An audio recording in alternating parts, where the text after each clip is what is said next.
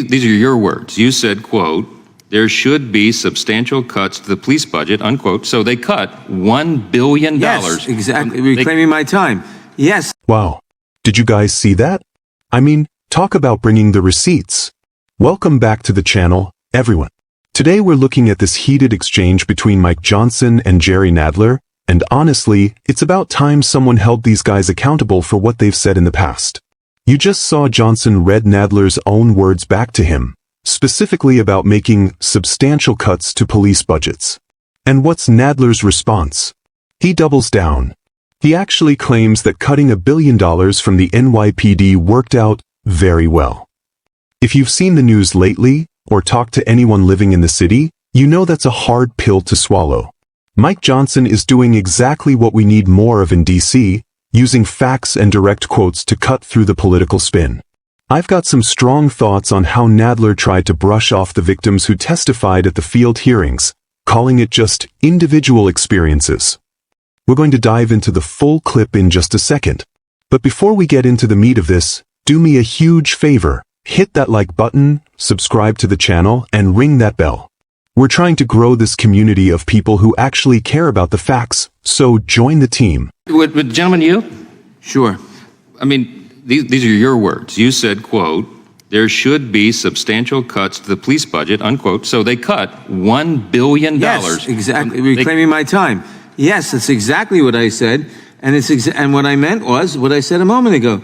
They should cut substantial funds from the police to give it to mental health. How did that work out? We just had a field hearing down there. It worked pretty. out very well. The United States, the city of New York, the crime statistics tell us the city of New York is the safest large city in the United States in terms of crime.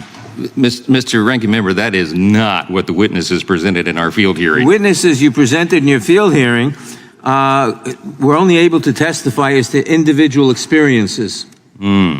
Well, they said it's the most fearful time ever to live in the city. It might have something to do with defunding the police. Reclaiming my time. People who read the New York Post or the New York Daily News, which follow the tabloid tradition of it, if it bleeds, it leads, could get that impression. But the statistics are what I said. Do you feel safe walking in New York City? Yes, I do. Do you? I do. That's not the sentiment of your constituents. There are many of them, I'll tell you that. Well, it's the sentiment of a lot of them. And the fact is, our crime rates are down, and it is a safe city, whatever the sentiments of some people who may get wrong impressions. I yield back. All right, let's break this down because there is a lot to unpack. First off, can we talk about the composure of Mike Johnson? He stays calm, he's respectful, but he's absolutely relentless. When he brings up that $1 billion cut to the police budget, Nadler's defense is that they needed to move that money to mental health. Look, we all want better mental health services, but Johnson's point is the one that actually matters to families. How did that work out for the safety of the streets? And then Nadler does something that really rubbed me the wrong way.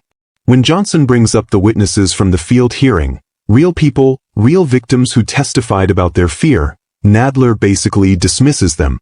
He says they were only able to testify as to individual experiences.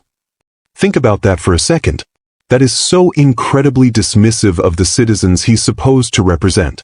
To him, crime isn't a problem until it shows up as a specific percentage on a spreadsheet he likes. To Johnson, those individual experiences are exactly why the government exists, to protect its people. The most telling part of the whole exchange was when Nadler tried to blame the media for people being scared.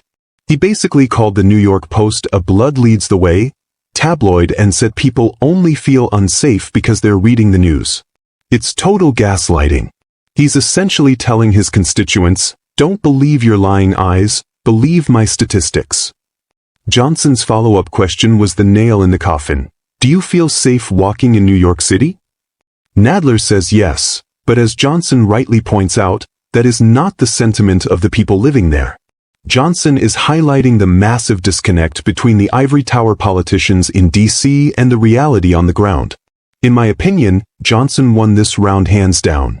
He didn't need to yell, he just used Nadler's own record to show how out of touch the defund movement really is. It's refreshing to see a leader stand up for the victims and the police instead of the bureaucrats. But hey, that's just my take. What do you guys think? Is Nadler right that it's all just media hype? Or is Johnson right to call out these budget cuts? Drop a comment below and let's get a conversation going. I'll see you in the next one.